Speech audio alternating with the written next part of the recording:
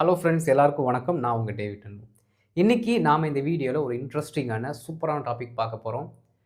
அதை நீங்கள் புரிஞ்சுக்கணும், பிழை இல்லாமல் ஆங்கிலத்தில் பயன்படுத்தணும் அப்படின்னா வீடியோவை ஸ்கிப் பண்ணாமல் பாருங்கள். அப்போ தான் உங்களுக்கு புரியும். அண்ட் இதுதான் ஃபஸ்ட்டு டைம் நம்ம சேனலுக்கு வந்திருக்கீங்கன்னா மறக்காமல் நம்ம சேனலை சப்ஸ்கிரைப் பண்ணிட்டு பெல் பட்டனை கிளிக் பண்ணி வச்சுக்கோங்க. அப்போ தான் நான் போடுற வீடியோஸ் உங்களை தொடர்ந்து வந்து சேரும். நம்ம டிலே இல்லாமல் என்ன பண்ணலாம்னா இப்போ வீடியோக்குள்ளே போயிடலாம்.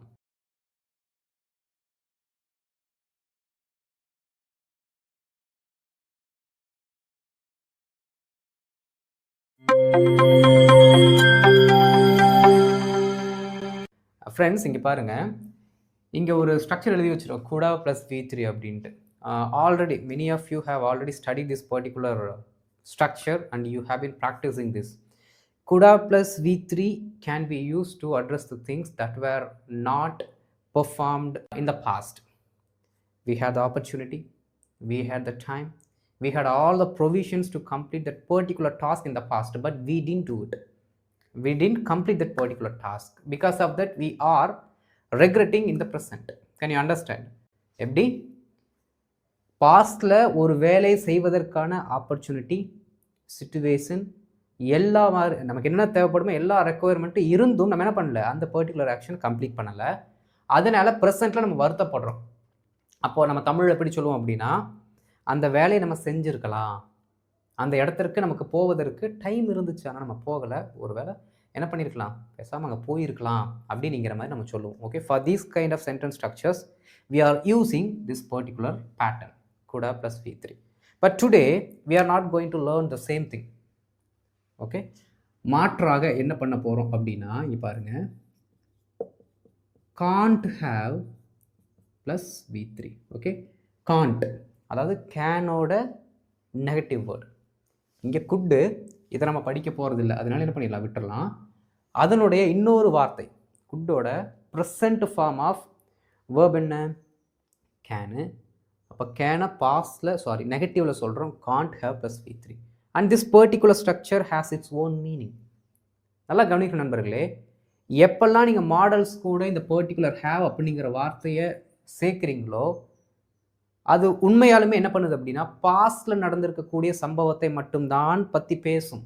Okay, it speaks about the things that happened only in the past that doesn't have any connection to the present. எப்படி, இது பாஸ்ட்டை மட்டும்தான் பற்றி பேசும், பாஸ்டில் நடந்த சம்பவம் மட்டும்தான், ப்ரெசன்ட் கூட கனெக்ஷனே இருக்காது. அப்போ நீங்கள் நல்லா என்ன பண்ணிக்கணும், இந்த மாதிரி சென்டென்ஸை பேசும் பொழுதே ஏதோ ஒரு சம்பவம் பாஸ்டில் நடந்திருக்குடா அப்படிங்கிறத நீங்கள் புரிஞ்சுக்கணும். சரிங்களா?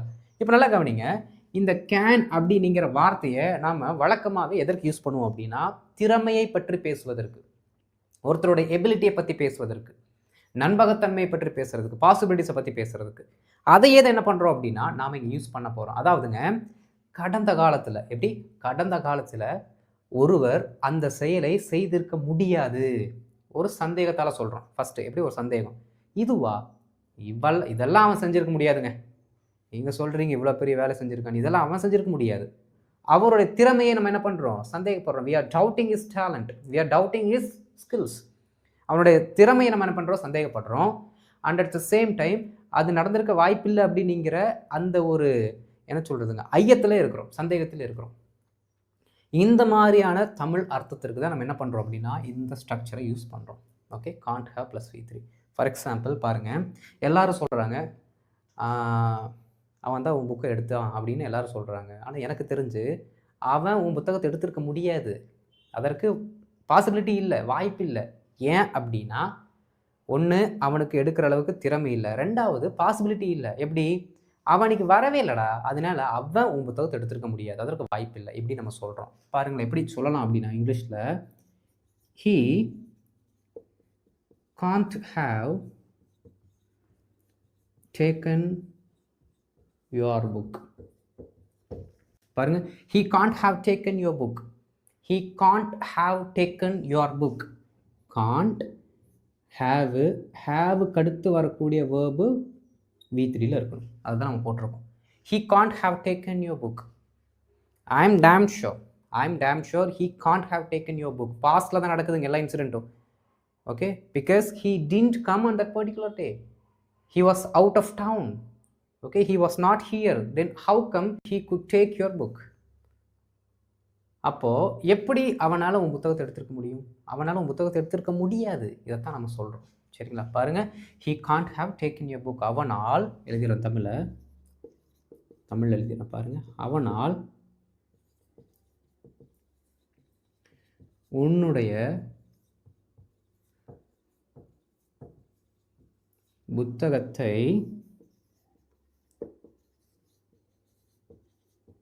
எடுத்திருக்க முடியாது. அவனால் உன் புத்தகத்தை எடுத்திருக்க முடியாது. ஏன்னா வரல. புரியுதுங்களா? இன்னும் நம்ம வந்து என்ன பண்ணுறோம்னா, அப்படி நடந்துருச்சா? நம்பவே முடியலையே. ஏங்க, எனக்கு தெரிஞ்ச அவெல்லாம் உன் புத்தகத்தை எடுத்திருக்க முடியாது அப்படின்னு நம்ம சொல்லுவோம்.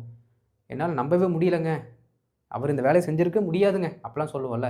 அதே மாதிரி தான் ஐயத்திலையும் சொல்லிக்கலாம், பாசிபிலிட்டி பற்றியும் பேசலாம். அதாவது சிச்சுவேஷன் எப்படி இருக்கோ அதுக்கேற்ற மாதிரி இதை நீங்கள் மாற்றிக்க வேண்டியது. புரியுதுங்களா? சரி, அவனால் உன்னுடைய புத்தகத்தை எடுத்திருக்க முடியாது.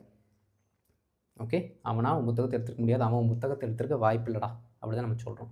Okay, he can't have taken your book. He can't have taken your book. இவ்வளோதாங்க. இதுதான் இதோட தமிழ் அர்த்தம். அப்போது குட் ஹாவ் அப்படிங்கிற ஒரு வார்த்தையை போட்டிங்க அப்படின்னா மீனிங் மாறுது. காண்ட் ஹாவ் அப்படின்னு போட்டிங்கன்னா வேறு அர்த்தத்தில் வருது பாருங்கள். அப்போ இந்த மாடல்ஸ் கூட நீங்கள் எங்கெல்லாம் ஹாவ் ப்ளஸ் V3 போடுறீங்களோ மாறிக்கிட்டே இருக்கும் மீனிங். புரியுதுங்களா? ரைட். அப்போது இன்றைக்கி நாம் இந்த காண்ட் ஹாவ் ப்ளஸ் V3 கூட ஒரு சில எக்ஸாம்பிள்ஸை பார்க்குறது மூலமாக என்ன பண்ணிக்கலாம், இதோட ஸ்ட்ரக்சரை இன்னுமே நல்ல இன்டெப்த்தாக நம்ம அண்டர்ஸ்டாண்ட் பண்ணிக்கலாம். ரைட். சரி, இப்போ என்ன பண்ணலாம் அப்படின்னா ஒரு சில எக்ஸாம்பிள்ஸ் அதை பார்க்கலாம். பார்க்கும்போது நமக்கு இன்னுமே டீட்டெயிலாக புரியும். ஓகே, இப்போ நம்ம எக்ஸாம்பிள்ஸ் போகலாம்.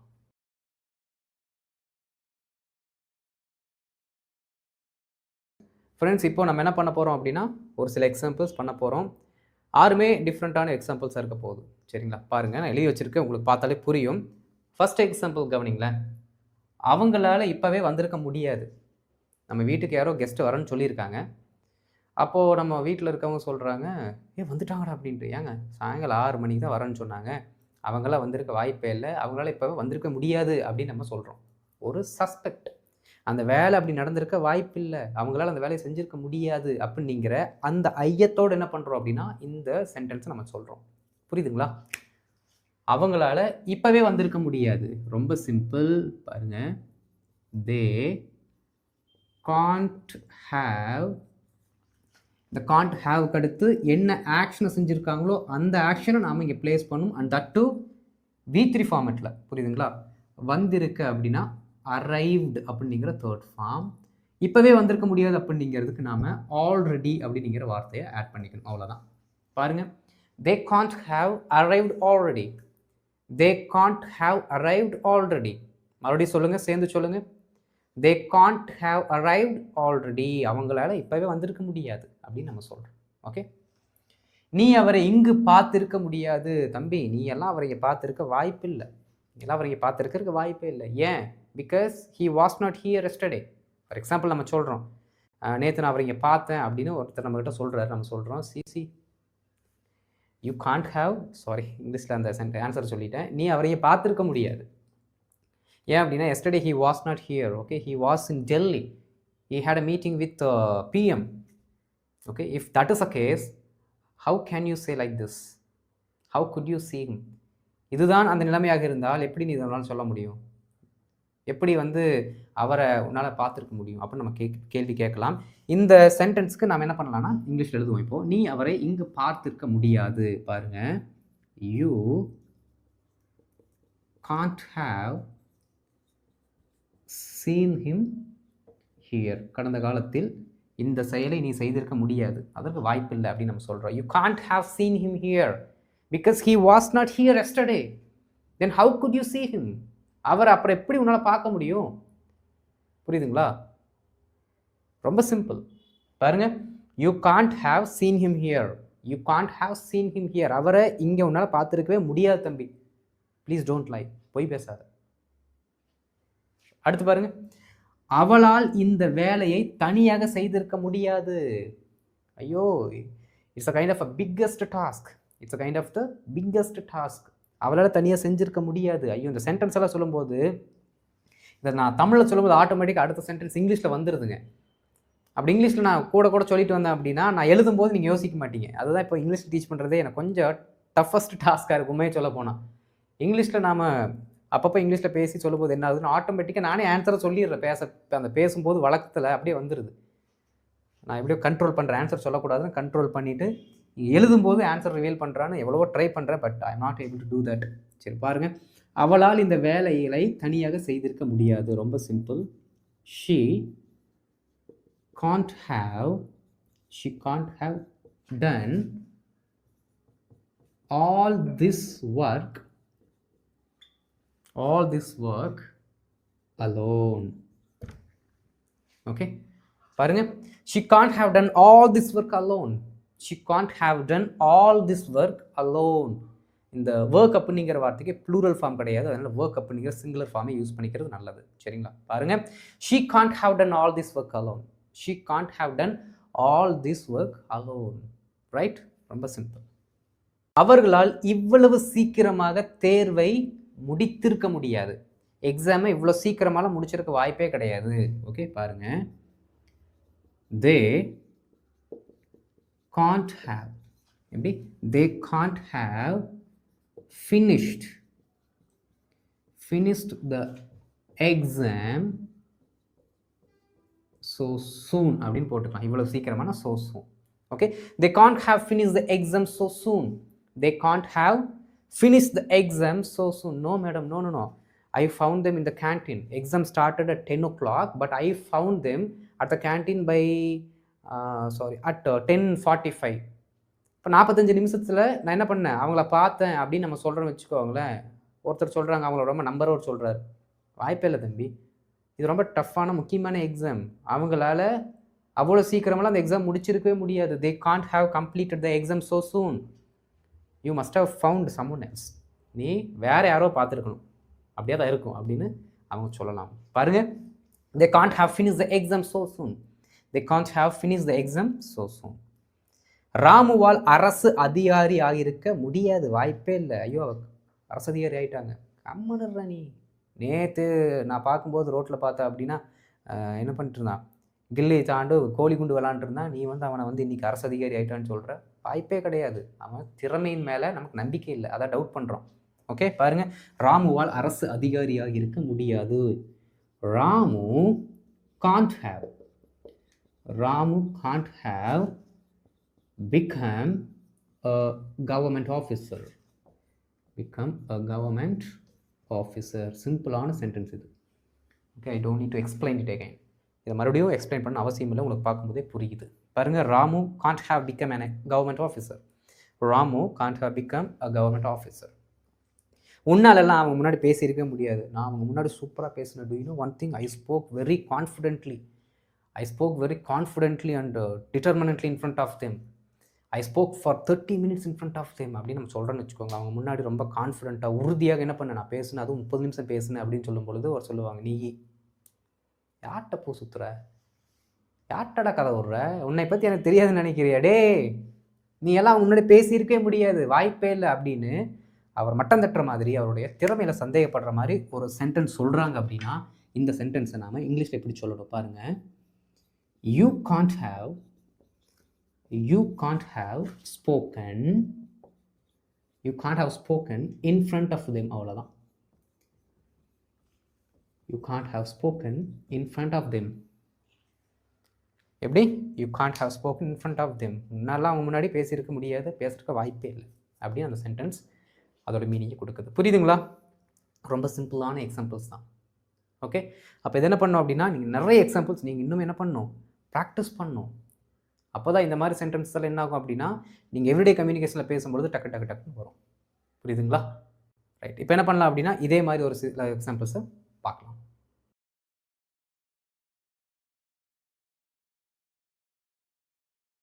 இப்போ நெக்ஸ்ட் செட் ஆஃப் எக்ஸாம்பிள்ஸ் பாருங்கள்.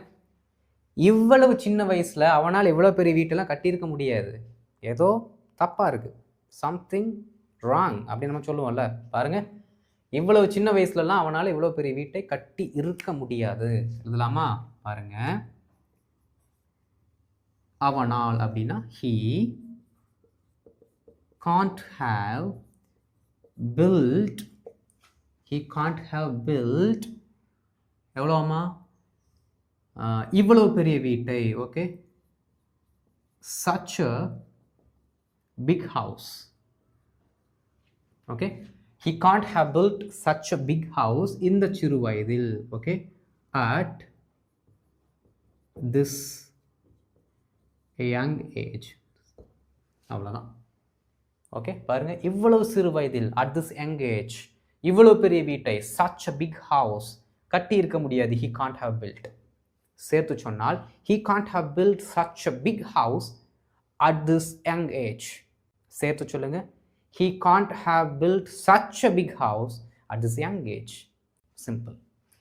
என் நண்பன் எனக்கு துரோகம் செய்திருக்க வாய்ப்பே இல்லை. என் ஃப்ரெண்டா, எனக்கெல்லாம் துரோகம் பண்ணியிருக்க வாய்ப்பே இல்லை. பாருங்க, my friend can't have betrayed me. அவ்வளோதான். can't have betrayed me, துரோகம் செய்கிறதுக்கு betrayed அப்படின்னு நம்ம போட்டிருக்கோம். சரிங்களா? பாருங்கள், my friend can't have betrayed me. my friend can't have betrayed me. he could give his life for me. எப்படி? he could give his entire life for me. அவனோட மொத்த உயிரையுமே, மொத்த வாழ்க்கையுமே எனக்கு கொடுத்துருவான். அவன், அவனால் கொடுக்க முடியும். அந்த மாதிரி ஒரு நன்மை. அப்படி இருக்கும் பொழுது my friend can't have betrayed me. he can't have betrayed me. அவன் என்னை என்ன பண்ணியிருக்க முடியாது, எனக்கு துரோகம் செஞ்சுருக்க முடியாது அப்படின்னு நம்ம சொல்கிறோம். ரைட். இவ்வளவு சீக்கிரம்லாம் என் தங்கச்சியால் சமைச்சிருக்க முடியாது. இவ்வளவு சீக்கிரம்லாம் என் தங்கச்சியால் சமைச்சிருக்க முடியாது. ரொம்ப simple. my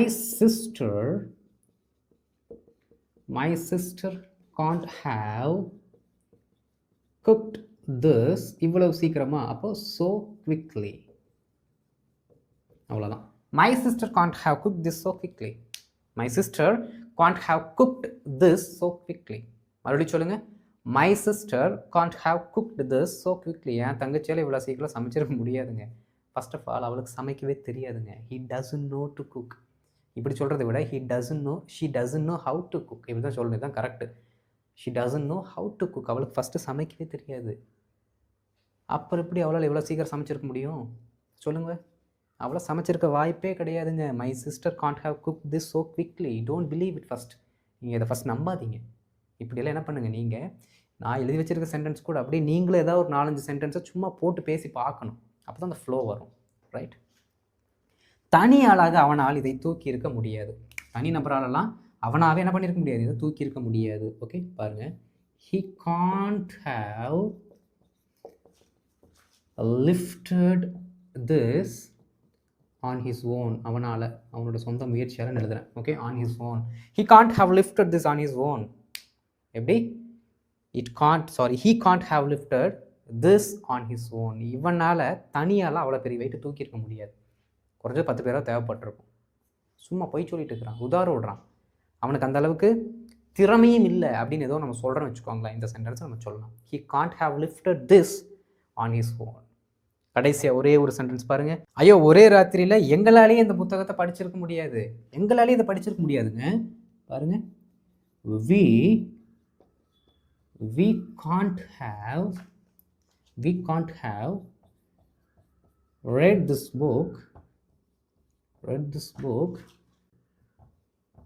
in just one night. Okay, பாருங்க, we can't have read this book in just one night. எங்களாலேயே ஒரே ராத்திரியில் இந்த புக்கை படிச்சிருக்க முடியாது. அவ்வளோ பெருசு, அதை எப்படி படிக்கிறது? வாய்ப்பே இல்லை. we can't have read this book in just one night. we can't have read this book in just one night. மறுபடியும் சொல்லுங்க, we can't have read this book in just one night. ரொம்ப ரொம்ப சிம்பிள் ஃப்ரெண்ட்ஸ். புரியுதுங்களா? ரொம்ப ஈஸியான sentence structures தான். ஆனால் இது நீங்கள் பேசும்பொழுது மைண்டுக்கு உடனே ஸ்ட்ரைக் ஆகாது. ஏன் அப்படின்னா கன்சிஸ்டன்ட் ப்ராக்டிஸ் இல்லை. அதுதான் ரீசன். தொடர்ந்து பயிற்சி செய்யுங்க. இங்கிலீஷில் அதிக நேரம் நீங்கள் டைம் ஸ்பெண்ட் பண்ணுற மாதிரி பார்த்துக்கோங்க. புரியுதுங்களா? ஏதோ ஒரு இடத்துல இல்லாட்டி ஏதோ ஒரு கிளாஸ் ஜாயின் பண்ணுங்கள். அங்கே இருக்க உங்கள் ஃப்ரெண்ட்ஸு கூட, அங்கே ஒரு ஃப்ரெண்ட்ஸ் சர்க்கிளை க்ரியேட் பண்ணுங்கள். பேசுங்க அவங்க கூட. நீங்கள் புதுசாக ஒரு ஆளை பார்த்து அவங்ககிட்ட பேசுனீங்கன்னா அவங்க எப்படி ரியாக்ட் பண்ணுவாங்க அதெல்லாம் உங்களுக்கு தெரியாது. Okay, even you feel awkward, even you won't get that kind of confidence to speak with strangers. But if you get admitted yourself in any kind of platform, right, definitely you will find a better partner. நீங்கள் ஏதாவது ஒரு பிளாட்ஃபார்மில் admit ஆனீங்க அப்படின்னா, படிக்கிற சேர்ந்தீங்கன்னா டெஃபினட்டாக உங்களுக்கு ஒரு நல்ல பார்ட்னர் கிடைப்பாங்க. ஏன் அப்படின்னா உங்களை மாதிரியே லாங்குவேஜை பேசணும் அப்படிங்கிற பர்சன்ஸ் வில் பி தேர். அவங்க அங்கே இருப்பாங்க. அப்போ என்ன ஆகணும், ஆட்டோமேட்டிக்காக உங்களுக்கு அது கொஞ்சம் யூஸ்ஃபுல்லாக இருக்கும். Right? So this is how you can develop your language skills if you really want to speak in English. உண்மையாலுமே உங்களுக்கு இங்கிலீஷில் பேசணும் அப்படின்னா இது ஒரு நல்ல வழி, இங்கிலீஷை நீங்கள் ப்ராக்டிஸ் பண்ணுறது. ரைட்? ஓகே, இந்த வீடியோ பிடிச்சிருந்துச்சுன்னா மறக்காமல் லைக் பண்ணிட்டு ஒரு ஷேரை பண்ணி விடுங்க தெரிஞ்சவங்களுக்கு. அண்ட் இதை ஃபஸ்ட் டைம் நம்ம சேனலுக்கு வந்திருக்கீங்கன்னா மறக்காம நம்ம சேனலை சப்ஸ்கிரைப் பண்ணிட்டு பெல் பண்ணி கிளிக் பண்ணி வச்சுக்கோங்க. அப்போ தான் நான் போடுற வீடியோஸ் உங்களுக்கு தொடர்ந்து வந்து சேரும். அடுத்த வீடியோவில் பார்க்கலாம். அது வரைக்கும் நல்லா ப்ராக்டிஸ் பண்ணிட்டு இருங்க. ப்ராக்டிஸ் தான் ரொம்ப ரொம்ப முக்கியம். ரைட்? தேங்க்யூ.